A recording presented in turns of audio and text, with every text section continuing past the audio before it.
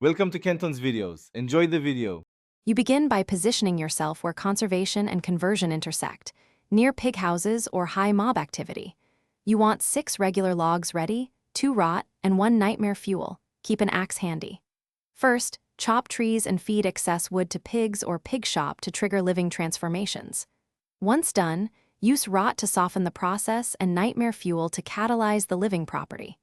Make sure to act before midnight so the conversion chance stays high. This gets you into the living log production loop quickly and reliably.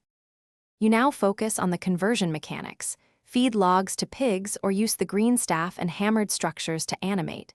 You want to feed in quick succession, 2 to 3 logs, because conversion scales with repeated interactions. Once done, keep your distance and watch for the telltale shimmer. That's when a normal log can become a living log. Also make sure to manage your sanity and wear armor. Mobs will react, and you don't want to lose the logs or die mid-process, as momentum is critical here. You finish by collecting the living logs as soon as they appear and storing them safely. Chests or a bee-box stop accidental burning or freezing. If conversions keep failing, make sure environmental triggers aren't blocking spawns. Move closer to pig houses, increase rot or nightmare fuel inputs, or summon more pigs to raise interaction rates. Finally, make sure to avoid high temperature or wet areas. Extremes will break the living tag. If things go wrong, reset location and repeat with slight variable tweaks.